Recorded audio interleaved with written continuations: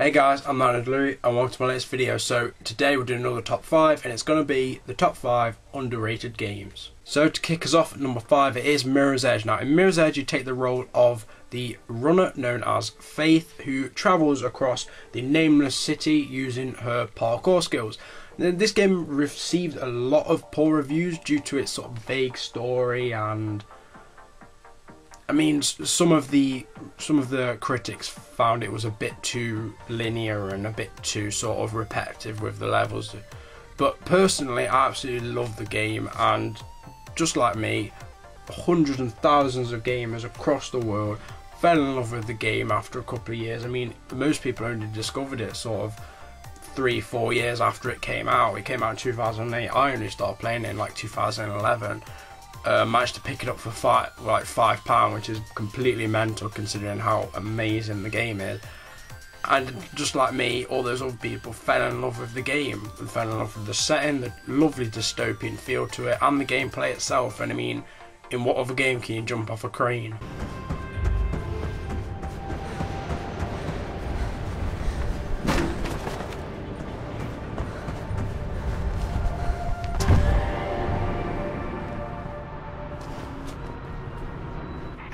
I think you did?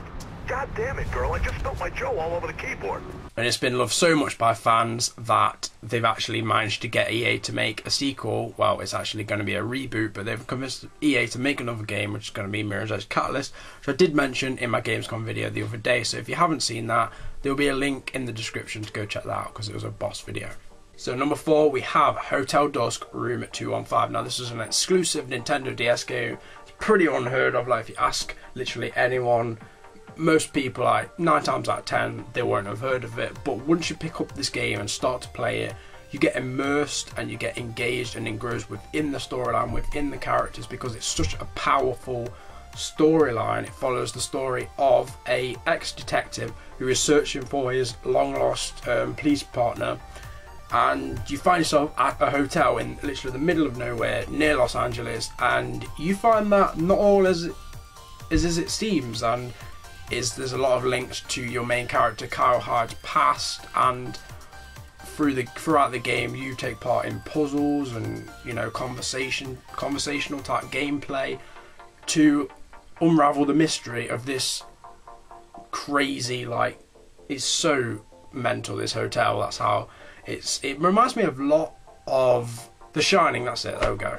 Sorry, I had a mental block there, but anyway, it reminds me of that, just with less horror, because it's not a horror game, it's just more of a mystery drama kind of game, and it's honestly one of the best. Now at number 3 we have a game that is probably quite heard of. In the movie it's quite heard of, but the thing itself, it didn't really get a great reception. After the massive success for the Spiderman 2 game, which was on PlayStation 2, GameCube and like the original Xbox, the sequel to the movie game needed to live up to its predecessors, sort of like the hype that was generated over that game, because that is one of the best games ever made. And let's just say the reviews were just as kind to this game, which is Spider-Man 3, as they were to the Spider-Man 3 movie itself, which is not very, as you probably know. It was regarded as one of the worst Spider-Man films and got a lot of hate. But in terms of the game was absolutely amazing. In my opinion, the villains were just class. Now that's something Spider-Man games have always done well. They're very good at taking, even the movie games, the movie Spider-Man games have been great at taking other Spider-Man villains from the comics and putting them into a game and giving them great justice in terms of a portrayal, which is something a lot of them we haven't seen on screen. And I just thought it was brilliant how they did that, and in this game it's no exception. They carry on doing that with the likes of the Lizard, Michael Morbius, Shriek, and to go with other host of villains from the movies like Sandman and Venom and the new Goblin, and also mixed with black suited gameplay to just make you completely breathless. And honestly, this game is one of my favourites. It has a great story, and it really shows in greater detail how much of an impact the symbiote has on Peter Parker and how it almost destroys his entire life. So on to number 2 now, which is another Nintendo DS game, Lifesigns Surgical Unit. Now, this is even more obscure than the last DS game that was on this list, And in this game, you follow the life of doctor and surgeon Dakuta Tendo as you carry out your work at the it's something like that, it's a Japanese word, Medical University Hospital. Now, this game got extremely mediocre reviews from the likes of IGN and Metacritic.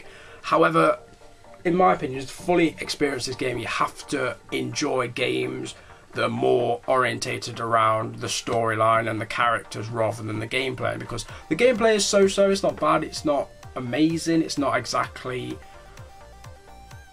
like The Last of Us kind of gameplay, but it's still incredible in terms of the way it mirrors and matches up with the actual storyline, because throughout your sort of career throughout the game as a doctor, you encounter many different patients, many different other staff that work at the hospital, other doctors, nurses, that sort of thing, and it's just a really cool sort of storyline. I really enjoy each sort of mission. I think each sort of stage of the game is about a year in Nintendo's life, I think, if that's correct, and it's just really cool. Like, it's a lot similar to like Grey's Anatomy and ER and Scrubs and things like that, a lot of these sort of medical type shows, but obviously it's a game, and obviously during the gameplay you have to go perform operations and treat patients and examine patients, try and work out what's wrong with them. I just thought it was a really cool and memorable game.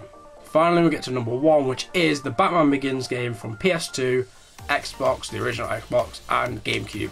And this game is widely regarded by critics and quite a lot of gamers as one of the worst Batman games of all time. But for the first time, when this game came out, before this, none of the games had been anything like this. None of the Batman games were anything compared to this, because this one decided to put an emphasis on stealth and intimidation tactics, which is very reminiscent of games like Splinter Cell and Hitman, but with more batarangs. Perfect companion to the movie, as it allows you to visit many iconic locations, from the snowy mountains of the Himalayas to the Gothic asylum of Arkham. Now, these locations, just all the locations in the game, are absolutely just spot on. They were great, just like the comics, just like sort of the movie itself, and I really enjoyed navigating these levels. And also to this, there was also bits that weren't in the movie, like locations that weren't in the movie but may have been referenced in sort of the background mythos and sort of maybe some of the novels and books and that sort of thing, which included the Black Market Club, which was owned by Carmine Falcone, and the Natural History Museum over in the Narrows. And oh, you can also drive the Batmobile. That wasn't really done before, was it? So, you know, there's that as well. And I absolutely love this game so much. I have so many good memories of it. It's literally my childhood. I played that game so many times, got it when I was like 8 or something, and I completed it countless times. And even though the Batman Arkham games are considered to be a lot better than this, it's clear to see that Batman Arkham Asylum, City, Night, even Origins definitely learned something from Batman Begins. So anyway guys, hope you did enjoy this video. Let's try and smash 10 likes on this, because it's a top 5, and who doesn't love a top 5? Comment on what your opinions are on my list, and let me know what games you think are really underrated. Also, let me know if you'd like me to do a top 5 overrated games in a future video, because that's something I'd be up to do. Also, subscribe if you enjoy my content in general, and I'll see you next time guys. Take care.